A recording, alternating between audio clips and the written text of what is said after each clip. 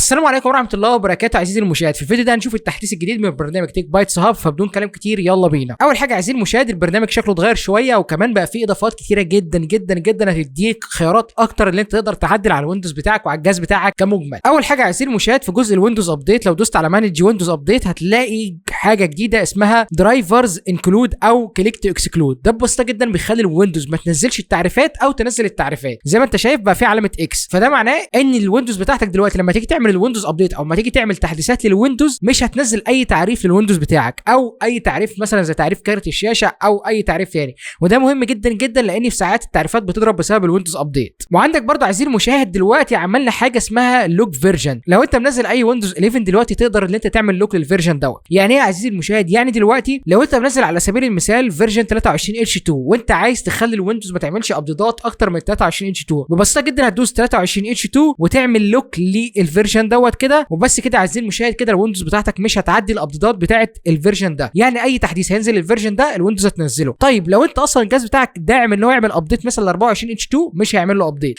فدي حاجه حلوه جدا لو انت عايز تخلي الويندوز بتاعتك على فيرجن قديم بحيث ان هو يبقى اكتر استقرار. انا بالنسبه لي الموضوع ده مش فارق معايا ولكن بيفرق في بعض الاجهزه. وبرده هنا حطيت لك تشيك لكل الويندوز ابديتس او السيرفيس او الخدمات بتاعت الويندوز ابديت اللي بتاثر على الويندوز ابديت. يعني انا هنا عامه موقف الويندوز ابديت، فهتلاقي ان في السيرفيس بتاعت الويندوز ابديت واقفه، وهتلاقي السيرفيس بتاعت السيرفر بتاع مايكروسوفت واقفه زي ما انت شايف. ميسنج انا شايلهم خالص. تقدر ان انت تدوس على علامه الريفريش دي وهيبدا ينزل لك السيرفيس ويعمل لك ليها ريستارت. طبعا بقى عندك الترابل شوتر والديب ويندوز ريبير، طبعا ده ويندوز ابديت ريبير، ده بيصلح لك كل حاجه في الويندوز ابديت، وريسيت للنتورك وريسيت للكاش والايرور الرخم دوت اللي بتضطر ان انت تنزل ويندوز جديده لو جالك الايرور دوت. ببساطه جدا ده بيصلح لك الدي ال ال او فايلات الدي ال ال بتاعت الويندوز ابديت. فده ببساطه جدا عملنا شويه تحسينات هنا هتحسن معاك الويندوز ابديت وتقدر ان انت تتحكم فيه بكل سلاسه. وبعد كده عايزين المشاهد عندنا جزء الكلاود سيف. جزء الكلاود سيف ده من اهم الاجزاء اللي لسه تحت التطوير. ده ببساطه جدا عامل زي الباك اب للالعاب بتاعتك. يعني على سبيل المثال انت اي لعبه عندك بتخزن في الدوكيومنتس. لو خلينا نفتح كده الدوكيومنتس، هنا اي لعبه بيبقى ليها فولدر هنا بتخزن عليه الداتا بتاعتها، تمام؟ فببساطه جدا خليني بس افتح البرنامج. فانت دلوقتي عايزين المشاهد لو انت عايز تلعب اللعبه من على كذا جهاز ببساطه جدا كل اللي انت محتاج تعمله ان انت تحط الفولدر بتاع اللعبه هنا وهيبدا يعمل لك ليه باك اب على الجوجل درايف بتاعك. انت ناس كتير عندها الجوجل درايف اللي هو ال 15 جيجا ما بتستعملهاش، فانت هنا تقدر ان انت تستعملها ان انت تخزن السيف داتا بتاعتك بحيث ان انت لو سطبت نسخه او مثلا لو انت عندك جهازين، مثلا جهاز هنا وجهاز في الشغل بتلعب عليه، تقدر ان انت تخلي الداتا بتاعت اللعب او السيف داتا او التسيفه بتاعت اللعبه بتحمل هنا وهنا. ببساطه جدا عايزين المشاهد عشان تعمل الموضوع دوت هتدوس على اد كاستم فولدر بالشكل دوت كده وتبدا ان انت تضيف اللعبه بتاعتك. مثلا على سبيل المثال انا هضيف هنا لعبه كوماند اند كونكر لا جنرال، فهدوس على سيلكت فولدر بالشكل دوت كده. تقدر ان انت تحدد كذا فولدر للعب، يعني اللعبه لو ليها كذا مكان بتسيف فيهم تقدر ان انت تضيفهم كلهم هنا. وبعد كده عايزين المشاهد هتدوس على سيف جيم لوكيشنز وهيبدا ان هو عايزين المشاهد يرفع لك الباك اب بتاع اللعبه دي. فبسيطه جدا ندوس على باك اب ناو وهيبدا ان هو يرفعه لك على الجوجل درايف بتاعك. فخلينا نروح للجوجل درايف كده واجي لك تاني. وده عايزين المشاهد الجوجل درايف اللي انا عامل بيه لوجن هنا، تمام؟ زي ما انت شايف انا رفعت لعبه كوماند اند كونكر اللي هي جنرال. زي ما انت شايف اللعبه اترفعت معانا على الون درايف بالشكل دوت كده. لو فتحت الفولدر دوت او الزيب فايل هتلاقي فايل الاوبشنز دوت اي ان اي اللي هو الفايل دوت، تمام؟ خلينا نجيب الفولدر بتاع الاوبشنز دوت اي ان اي دوت، تمام؟ زي ما انت شايف بقى في فولدر الاوبشن دوت اي ان اي وفولدر المابس. طبعا المابس فاضي فمالوش لازمه ان هو يترفع زي ما انت شايف بالشكل دوت كده. طيب عايز اقول لك بقى ان اي تعديل بيحصل اوتوماتيك هو بيرفعه، تمام؟ بيحصل ازاي؟ في عندك اوبشن هنا اون اب لانش. اول ما البرنامج بيفتح بيراجع مع الكلاود او بيراجع مع الوان درايف بتاعك هل في فرق او في تحديث على الجهاز عندك، يقوم رافع التحديث دوت. طيب لو الداتا عندك قديمه والان درايف يعني الداتا بتاعته احدث من اللي موجوده عندك على الجهاز يبدا ينزل لك اللي على الوان درايف. فانا هنا عايزين المشاهد كل اللي هعمله مثلا اللي انا هغير وهضيف مثلا اي فولدر تكست هنا، تمام؟ هضيف فولدر اسمه تيست مثلا، تمام؟ وادوس اوكي بالشكل دوت كده. كل اللي هعمله اللي انا هخلي البرنامج دوت هقفله وافتحه تاني بس مش هعمل حاجه اكتر من كده. طبعا انا عامل هنا سينك فريكونسي عاملها اون اب لانش، ممكن تخليها 6 ساعات 12 ساعه زي ما انت عايز، بس انا بفضل اون اب لانش لان انت مش محتاج اكتر من كده، يعني كل يوم يعمل لك الباك اب بتاعت الالعاب بتاعتك. فانا هقفل بالشكل دوت كده، تمام؟ وهقفل البرنامج من تحت وهبدا افتحه تاني بالشكل دوت كده وافتح البرنامج تاني، تمام؟ بالشكل دوت كده. طبعا البرنامج اول ما بيفتح اوتو بيقوم عامل تشيك للباك اب ويرفع لك الباك اب لو هي احدث من اللي موجوده على الكلاود. زي ما انت شايف دلوقتي انا فتحت البرنامج، تمام؟ اول ما بيفتح خلينا بس نعمل ريفرش لدوت كده. تمام، خلينا نعمل ريفرش للبيج كوماند اند كونكر. تمام، زي ما انت شايف فايل التكست اترفع معانا. وعايز اقول لك برده لو في اي تغيير حصل جوه فايل التكست دوت ذات نفسه مثلا وكتبت جوه اي حاجه هتلاقيها ان هي اترفعت اوتوماتيك. بص انا عامله للالعاب، انت ممكن تستعمله في اي حاجه زي ما انت عايز، مفيش اي مشكله. وعايز اقول لك عايزين المشاهد ان ده كله بيتخزن عندك، يعني انا يعني انت مش بتخزن حاجه عندي او بتديني داتا من عندك خالص. زي ما انت شايف في فايل هنا لو فتحت عليه فايل جيسون هتلاقي فيه كل الداتا. تمام، مكان اللعبه، اللوكيشن، الباك اب، واسم اللعبه والداتا وكل حاجه حرفيا. فدوت اللي بيتخزن على الوان درايف بتاعك، ولما بيجي يراجع الداتا بيراجع الداتا من هنا برضه، فكل حاجه بتتخزن عندك، فانت ما بتشاركش معايا اي حاجه. البرنامج امن 100% والحوار ده امن 100%. فده ببساطه جدا هو الكلاود سيف بالشكل دوت كده. طبعا انا فهمتك جزء الكلاود سيف تقدر ان انت تشيل تعدل تعمل اللي انت عايزه عادي جدا، وبيقرا الفايل بتاعك. يعني انت اول ما تعمل لوجن بالجيميل بتاعك او الوان درايف بتاعك هيبدا يقرا الفايل دوت ويبدا ينزل الداتا دي على طول لو مش موجوده عندك على الجهاز. يعني خلينا نجرب مثلا انا على الجهاز همسح فولدر الكونكر اند كونكوست بالشكل دوت كده، همسحه خالص. تمام، وخلينا نقفل البرنامج ونفتحه تاني. تمام، فدلوقتي انا بفتح البرنامج زي ما انت شايف الفولدر نزل معاك اهوت. تمام، لو فتحته كده هتلاقي كل حاجه معموله. تمام، فدوت سايف لك الداتا بتاعتك زي ما انت شايف الفولدر نزل بكل الداتا اللي كانت موجوده على الوان درايف اوتوماتيك. كل ده بيحصل اوتوماتيك من غير ما تعمل اي حاجه. فدي خطوه لذيذه جدا انا ذات نفسي كنت محتاجها، لان حتى مش هحفظ العاب انا هحفظ حاجات تانية كتير. وطبعا لو انت عندك اشتراك وان درايف فانت عندك 5 تيرا حرفيا ممكن ما تكونش بتستعملهم، فالاوبشن دوت ممتاز جدا ان هو هيفيدك جامد جدا. ده ببساطه جدا بالنسبه للكلاود سيف. ببساطه جدا بقى عايزين مشاهد البروفايل. دلوقتي احنا حلينا كل مشاكل البروفايل. دلوقتي انت عندك 3 بروفايلات تقدر ان انت تجرب فيهم. ده البروفايل بتاعي الخاص بيا. اهم حاجه عايزين مشاهد دلوقتي اللي انت لما تيجي تعمل ابلاي لاي بروفايل تقرا الكلام اللي موجود عليه، عشان الكلام ده مهم جدا جدا. يعني انا كاتب لك هنا نو واي فاي، ويندوز تيليمنتري بلوجد، كاتب لك حاجات كتير. اقرا الحاجات دي عايزين مشاهد عشان الحاجات دي هتفرق. وبس كده، يعني انا ما اقدرش اتكلم عن حوار البريسيتس، لان انت لو عايز تعمل اي بريسيت دلوقتي تقدر تدوس على ابلاي بروفايل وبعد كده ابلاي وهتسيبه يعمل لك كل البريسيتس حرفيا. كل حاجه هيبدا يطبقها لك من A to Z، وده يعمل لك اوبتمايزيشن جاهز للجهاز بتاعك اوتوماتيك. البريسيت ده فيه كميه تعديلات رهيبه جدا وبيحفظ كل التعديلات اللي بتتعمل على البرنامج. طيب عايزين المشاهد دلوقتي انت ممكن تعمل بريسيت خاصه بيك عادي جدا. هتدوس على شيرت كوميونتي، ولما تدوس على شيرت كوميونتي بالشكل دوت كده هيبدا يجمع كل التعديلات اللي انت عاملها وكل السيتنجز اللي انت عاملها ويجمعها في شكل بروفايل بحيث ان اي حد يقدر يستخدم البريسيت دي. كل حاجه واضحه هنا، ولكن دي مش هنشرحها دلوقتي لان دي نقطه خاصه بالناس اللي عايزه تعمل بريسيتس. بعد كده عايزين المشاهد عندك جزء الاوبتمايزيشن. طبعا مش هتكلم عنه كتير لان الفيديو ده مش شرح للاوبتمايزيشن، ولكن عندك كميه اوبتمايزيشن رهيبه جدا وضفنا شويه تعديلات جديده، فهتلاقي اوبتمايزيشن يعني بحر اوبتمايزيشن حرفيا. والناس اللي بتعمل تويكس وتعديلات على الويندوز هتبقى عارفه الموضوع ده كله، هتبقى عارفه كل حاجه حرفيا هنا. بعد كده عايزين المشاهد عندك الام اس اي يوتيليتي، هي نفس الفكره بتاعت الام اس اي، بسيطه جدا. بتحدد كارت الشاشه بتاعك او اي تعريف انت عايزه. تمام، على سبيل المثال كارت الشاشه بتاعي وتشغل الام اس اي وبعد كده تعمله على هاي. ده هيقلل معاك الليتنسي والتاخير والسبايكس اللي بتحصل في الاي اس ار والدي بي سي. من الحاجات الجديده اللي نزلت في التحديث الجديد ومهمه جدا البايوس سيتنجز. دلوقتي عايزين المشاهد انت تقدر تتحكم في البايوس بتاعك وتقدر ان انت تتحكم في البايوس بتاع البورده بتاعتك. خلي بالك ان دوت مش بينطبق على كل البورد، ولكن معظم البورد هيقراها. ده بيتطلب حاجتين، ان البورده تبقى مدعومه، وتاني حاجه ان الجهاز بتاعك يبقى متسطب عليه ويندوز بنظام اليوفي، لان نظام اليوفي بيدعم ان الويندوز بتاعتك تقدر تتحكم في الهاردوير او البايوس. فبسيطه جدا لو انت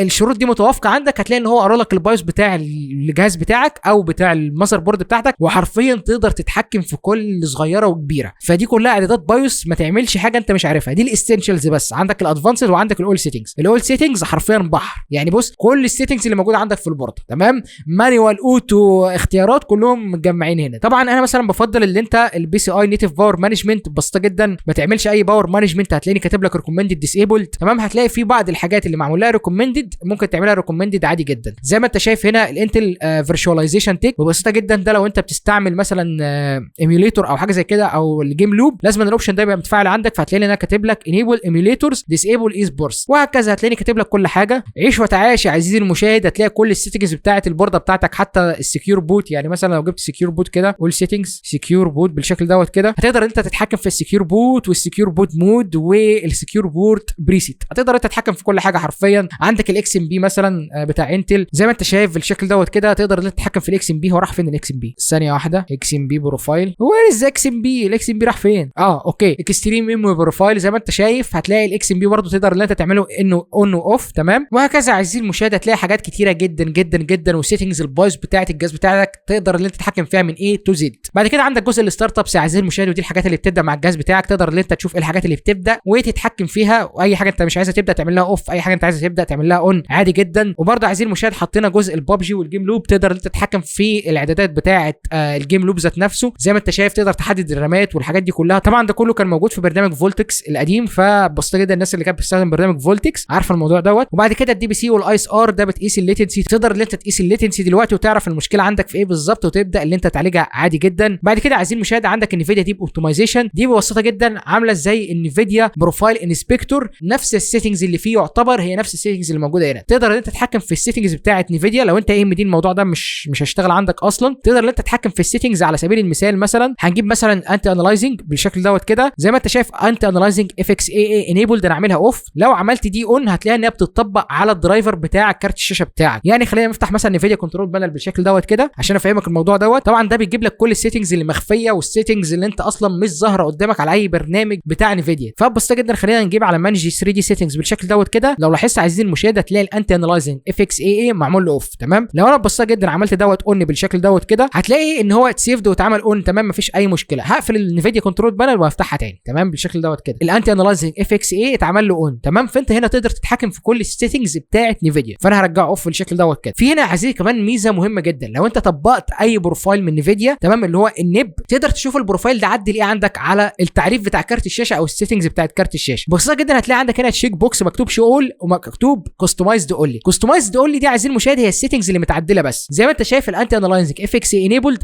معمول له اوف. تمام، الديفولت بتاع ان هو يبقى معمول له اون وهكذا. فانت بتشوف البروفايل دوت عدل ايه. وبرده عايزين المشاهد عامل لك اوبشن ان انت تعمل اكسبورت نب اللي هو البروفايل. لو انت عملت بروفايل مثلا بروفايل عاجبك تقدر ان انت تحفظه عادي جدا، وامبورت اللي انت تدخل بروفايل لكارت الشاشه بتاعك. ممكن تعمل ريسيت ديفولتس لو اي حاجه باظت عندك. دلوقتي برضه انا عامل لك شويه بروفايلز تقدر ان انت تستعملهم. يعني انا عندك مثلا كومبيتيتيف جيمنج، تمام، ده لللابتوبات حلو جدا. وبعد كده ده بروفايل للناس اللي عندها كروت شاشه من جي تي اكس، وده لللابتوبات اللي هي يعني اللابتوبات اللي كروت الشاشه بتاعتها ضعيفه زي ال 4 جيجا وال 2 جيجا والجي تي اكس والحاجات دي كلها. ودوت بروفايل الار تي اكس. تمام، انا عندي ار تي اكس فهعمل ابلاي للبروفايل دوت. وبعد كده هدوس على داونلود اند ابلاي بريسيت، هيبدا يعمل لي ابلاي للبريسيت دي اوتوماتيك. ولو دوست على اول جروبس كده هتلاقي كل السيتنجز اللي اتعدلت دي كلها سيتنجز اتعدلت اول ما عملت ابلاي للبروفايل دوت او البروفايل الجاهز اللي انا مسيفه لك على البرنامج. تقدر تشوف كل السيتنجز اللي اتعدلت. تمام، انا مش مخبي حاجه، البرنامج يا جماعه بص يعني شفاف بطريقه بشعه. بعد كده عايزين المشاهد بعد النفيديا بروفايل عندك الباور تيب اوبتمايزيشن، ده ببساطه جدا هو باور بلان بروفايل. بس الباور بلان يا عايزين المشاهد اللي انت ما تعرفوش ان هو مهم جدا وناس كتير ما بتهتمش بيه. الباور بلان طبعا انت هتلاقوني طبعا انا عاكك الدنيا لان انا كنت مجرب حاجات كتير. تمام، انا بجرب فالدنيا معكوكه. نفس الفكره بتاعت انفيديا، تقدر تشوف السيتنجز وتتحكم فيها وتغيرها. طبعا ده معمول لليوزرز الادفانسد، لو انت مش عايز توجع دماغك ببساطه جدا في بروفايلز انا مجهزها لك. لا مش هنا، معلش، البروفايل دي اللي هي الموجوده اونلاين باور بلان بريسيتس. هتلاقيني هنا اعمل لك 4 بروفايل. عندك بتاع اي ام دي، لو انت المعالج بتاعك اي ام دي هتعمل البروفايل الاولاني. عندك البروفايل الثاني دوت بتاع الاي سبورتس دوت، لو عملته عزيزي المشاهد اللابتوب بتاعك لازم التبريد بتاعه يبقى كويس جدا لان المعالج هيبقى شغال على اخره. وبعد كده عندك بتاع الجيل ال 12 وال 13 وال 14 اللي فيه افيشنت كور وبرفورمانس كور، ده مهم جدا تعمله للمعالجات الجيل ال 12 فيما فوق لان دوت بيظبط الكورز الافيشنت مع البرفورمانس. ودوت لللابتوب لو انت عايز تحافظ على البطاريه بتاعتك واللابتوب بتاعك قديم وما فيهوش كارت شاشه وتعبان وحالته حاله، بسيطه جدا اختار التيك بايتس لابتوب لو ليتنسي وسيرمال اند باتري افيشنت. دي بسيطه جدا هي الفور بروفايلز اللي موجوده. اظن ان انت مش هتحتاج اكتر من كده. لو اي حد يا جماعه عايز يشارك اي بروفايلز، عايز يشارك اي حاجه مع البرنامج، يقدر يكلمني على الديسكورد واحط له البروفايلات دي هنا لو هي فعلا كويسه. انا براجع اي حاجه بتضاف لاني مش عايز اي حاجه ملهاش لازمه تضاف في البرنامج. فبسيطه جدا دي كل السيتنجز. تقدر ان انت مثلا تختار البروفايل بالشكل دوت كده. بعد كده داونلود اند ابلاي، هتيجي على الايديت باور بروفايل بلان او الباور بلان، هتلاقي ان هو اتطبق بالشكل دوت كده. تمام، هتلاقي البروفايل اتطبق عادي جدا. بس كده عايزين المشاهد ده بالنسبه لجزء الباور بلان اوبتمايزيشن. طبعا حسنا جزء الويندوز فيكس دلوقتي الويندوز فيكس بقى يوريك اي حاجه بتحصل. يعني على سبيل المثال يا عزيزي المشاهد لو رحنا عملنا فيكس للبرينتر بالشكل دوت كده وتدوس على رن، هتلاقي ان هو بيوري لك السكريبت اللي بيتطبق فعلا. زي ما انت شايف هو عمل لوج دلوقتي وعمل لوج فايل عشان يبدا يسيف فيه، وبيبدا يعمل تعديلات على الريجستري والسيرفيسز بتاعت الطبعه. تمام، يعني انت لو عندك اي مشكله في طبعه او اي مشكله عامه في الويندوز فيكس دي، هتلاقي ان هو عمل لك حاجه شبه اللوج كده عشان يوريك ايه اللي بيحصل بالظبط في الويندوز عندك، عشان حتى انت لو لقيت اي حاجه فيلد او اي حاجه زي كده تبدا تقرا عنها وتشوف المشكله ايه على جوجل. زي ما انت شايف اوكي اوكي اوكي كده الموضوع زي الفل، ما فيهوش اي مشكله. ودوت الايمج فيرجن او الدي اي اس ام اكس اي. تمام، زي ما انت شايف بالشكل دوت كده، هو طبعا شغال، فبتسيبه يخلص عادي جدا وهيقول لك المشكله اتصلحت ولا لا، ويبدا يصلح لك المشكله. طبعا لو انتوا عندكم اي مشاكل عايزين تضيفوها هنا قولوا لي ونضيف المشاكل دي. تمام، بعد كده جزء الديبلوت حسنا فيه تعديلات كبيره جدا يا شباب، لان كان في مشاكل. دلوقتي الديبلوت بيشيل الحاجه مظبوط وبينزل لك الحاجه مظبوط، فبسيطه جدا الديبلوت دوت بتشيل برامج الويندوز اللي ملهاش لازمه. وفي جزء اتمنى ان انتوا تكونوا خدتوا بالكم منه، في حاجه اسمها بالك ديبلوت. تمام، لو دوست عليه كده هتبدا تعمل البالك او تشيل الحاجات مره واحده بدل ما انت تحددها واحده واحده. تمام، زي ما انت شايف هنا هتلاقي كل الحاجات. تمام، عندك 3 بروفايل، هيفي والكوبايلوت انتي اي لو انت عايز تشيل حاجات الاي اي. تمام، لو هي متسطبه عندك، وكاستم ده لو انت عايز تعمل انت حاجات معينه، مثلا عايز تشيل حاجات معينه وكده، تبدا ان انت تدوس على ستارت ديبلوت وهي بيشيل لك كل الحاجات دي كلها من جذورها حرفيا. ولكن انا اوريدي عامل ديبلوت للويندوز بتاعتي، فاظن ان انا مش محتاج اشيل حاجه، يعني مش محتاج اشيل حاجه، اوريدي كله متشال من عندي. ونفس الفكره برضو الويندوز كومباتيبيليتي، لو انت عايز تنزل اي حاجه تقدر انت تنزلها من هنا عادي جدا. بعد كده عايزين المشاهد ديسك الكلين اب برضو حسناه دلوقتي، بقى يعمل سكان لحاجات اعمق وينظف بشكل اكبر بكتير من الاول. وغيرنا برضو الانيميشن بتاعه، يعني دلوقتي بقى فيه انيميشنز وكده، يعني ظبطنا الشكل بتاعه شويه. بالنسبه لجزء البرايفسي عايزين المشاهد يعتبر مفيش فيه تعديل كبير حصل. جزء الويندوز ابديت يعتبر برضو مفيش اي تعديل فيه كبير حصل. جزء الكستمايز نفس الفكره دي كلها ما حصلش فيها تعديلات، ولكن في جزء مهم جدا اتضاف معانا هو الكونتكست منيو او الكليك يمين. زي ما انت شايف عايزين المشاهد، انا هنا بقدر اتحكم في كل الحاجات اللي بتظهر في الكليك يمين. يعني شايف الكليك يمين دي عايزين المشاهد، كل الحاجات دي تقدر تتحكم فيها دلوقتي. يعني شايف الكليك يمين انا عندي هنا شبه ويندوز 10. تمام، لو جيت على الاوبشن دوت كده وقفلته، تمام، هلاقي ان هي بقت شبه ويندوز 11 في ثانيه واحده. انا عايز ارجعها لويندوز 11 او ويندوز 10 معلش، هبدا برضو ان انا افعل الاوبشن دوت كده، هتبقى ويندوز 10 كلاسيك. هتدوس كليك يمين هتلاقيها ما اتطبقتش، لازم تعمل ريستارت الاكسبلورر. تمام، هتدوس كده هيبدا يعمل ريستارت الاكسبلورر بالشكل دوت كده. هنقفل دوت كده هتلاقي ان هي رجعت معاك لشكل الويندوز 10. ده جزء مهم جدا جدا جدا، وانا اصلا ما بعرفش استعمل الكليك يمين او الكونتكست منيو بتاعت ويندوز 11. عندك هنا جزء مهم جدا برضو تيك بايتس باور بلان ديسكتوب كونتكست منيو. تمام، لو لاحظت عندي هنا هتلاقي جزء التيك بايتس باور بلانز. انا هنا بحب ان انا ابدل بين الباور بلان بسرعه جدا، زي ما انت شفت انا عندي 500 باور بلان، فانا هنا عامل الاوبشن دوت بحيث ان انا اول ما ادوس على اي حاجه يبدا يبدل لي بينهم اوتوماتيك. يعني على سبيل المثال انا هشغل مثلا البالانس مود. تمام، بالشكل دوت كده. لو انت رحت على الباور بلانز بالشكل دوت كده هتلاقي ان الباور بلان بقى بالانس. تمام، زي ما انت شايف بالشكل دوت كده. طيب انا عايز ارجع الباور بلان بتاعي ببساطه جدا بالشكل دوت كده، خلاص الباور بلان بتاعي بقى شغال. زي ما انت شايف دلوقتي الباور بلان بتاعي هو اللي شغال. ده ببساطه جدا انا بحب الموضوع دوت عشان يبقى سريع. انا في ساعات بعمل كذا باور بلان لكذا حاجه معينه. برضو الناس التستر هم اللي ممكن يستعملوا الحاجه دي، مش ممكن انت لو يوزر عادي تستعملها وتستفيد منها، ولكن اهي محطوطه. طيب انت عايز تشيلها ببساطه جدا، شيل الاوبشن دوت، خلاص اتشالت كده من القائمه زي ما انت شايف، ما بقتش موجوده. عايز ترجعها ببساطه جدا بقت موجوده معاك هنا زي الفل، انت امورك زي الفل تمام. طيب الجزء دوت ده ببساطه جدا الكليك يمين. ما تلعبش في الجزء دوت لو انت مش فاهم هو ايه، ما تلعبش فيه نهائي، ما تجيش ناحيته. انا مش هشرحه في الفيديو دوت، الناس اللي هي تويكرز واللي بيعملوا اوبتمايزيشن هم فاهمين الدنيا دي. بعد كده عايزين المشاهد عندك المونيتور تويكس. المونيتور تويكس دوت لسه تحت التعديل شويه، ولكن دلوقتي انت تقدر تغير الريزوليوشن بتاع الشاشه بتاعتك لو هيدعمه. بسيط جدا، عندك ريزوليوشن اللي هو الاسترتش اللي بيمط الشاشه اللي الناس بتحتاجه، يعني هتلاقي معظم الريزوليوشنز اللي الناس بتدور عليها. ممكن برضو انت تعمل كاستم ريزوليوشن وتعمل له ابلاي عادي جدا، وهتلاقي هنا شويه تويكس للشاشه مهمه جدا جدا اللي انت تعملهم كلهم. التويكس دي مهمه جدا جدا وهتحسن معاك الالوان في الشاشه بتاعتك. فبسيطه جدا التويكس دي تاكد ان انت عاملها وبس كده. يعني جزء المونيتور تويكس ما فيش فيه اي حاجه اقدر اقول لك عليها اكتر من كده. وده بالنسبه لجزء المونيتور تويكس. طبعا جزء الكورسورز حسنا فيه البجايه بتاعت اللي انت ما تقدرش تشوف شكل الكورسور، دلوقتي تقدر ان انت تشوف شكل السهم اللي انت عايز تعمله وتدوس بريفيو كده. تمام، وبعد كده تدوس على داونلود اند ابلاي. على سبيل المثال مثلا انا بحب ثانيه واحده، انا منزله اوريدي. مش منزله؟ اوكي ثانيه واحده خلينا ننزله. اوكي دوت اللي انا بحبه. تمام، زي ما انت شايف تقدر انت تدوس على داونلود اند ابلاي، هيعمله داونلود ويبدا يعمل له ابلاي. زي ما انت شايف شكل السهم اتغير معاك بتاع الويندوز بكل سلاسه. تمام، وهتلاقيه برده في الداونلودز هنا. ولو انت عايز ترجع السهم الاساسي بتاع الويندوز هتدوس على ريستارت ديفولت ويندوز كورسر بالشكل دوت كده. بعد كده جزء الويل بيبرز عايزين المشاهد، مش محتاج طبعا اتكلم عنه، بيغير الويل بيبرز، مفيش اي جديد فيه. تمام، مع ان انا عندي خطه ان انا هعلي فيه سنه كده بس مش دلوقتي. بالنسبه لجزء السوفت وير برده كان في شويه مشاكل بتحصل، دلوقتي اتحلت كلها تمام. هتلاقي كل حاجه بتتسطب عادي جدا، وكل المشاكل الناس كانت بتشتكي منها دلوقتي يعتبر اتحل. اخر حاجه معانا عزيزي المشاهد هو جزء الستور. ده الستور بتاع تيك بايتس، لو انت عايز تشتري اي العاب او اي جيمز بسيطه جدا تقدر تشوف الستور دوت، ولو انت عاجبك اي لعبه تقدر تتواصل معايا او تخش تشتري من على الستور، ودوت اسعار الالعاب تقدر تشوف كل حاجه حرفيا. لو رحت على اول جيمز كده هتلاقي كل الالعاب وكل حاجه، فالدنيا هتبقى معاك بيرفكتو. ودي الاسعار اللي انت هتشتري بيها فعليا من على ستيم. تقدر تشتري فودافون كاش او انستا باي. بس ده اخر جزء معانا الستور. وبس كده عايزين المشاهد، دي كانت جوله في التحديثات والتغييرات اللي حصلت في برنامج تيك بايتس هاب. والبرنامج دوت مجاني وموجود على جيت هاب، وتقدر تنزله من الموقع اللي هسيبه لك في اول كومنت وفي اللينك اللي في الديسكربشن. ولو عجبك البرنامج يا ريت تدعمنا باللايك والسبسكرايب الجميل، وتقول لنا في الكومنتات هل مثلا استخدمت البرنامج ولا لا. وطبعا البرنامج امن 100%، تقدر ان انت تعمل له سكان على فيروس توتال او اي حاجه انت عايزها، مفيش اي مشكله. ولو حابب تدعم البرنامج دوت ماديا وهيفرق معاك كتير جدا، هتنزل تحت شويه كده لحد ما تلاقي سبورت تيك بايتس، هتلاقي باي بال وانستا باي زي ما انت حابب. عايز تدعمنا باي شكل ممكن، يعني ده هيفرق معانا جدا في تطوير البرنامج. بس كده عايزين المشاهد نكون جينا لنهايه الفيديو بتاعنا، وده كانت جوله سريعه عن برنامج تيك بايتس هاب. اتمنى ان انا ما كنتش طولت عليك واديتك الخلاصه السريعه عن البرنامج. وبيس.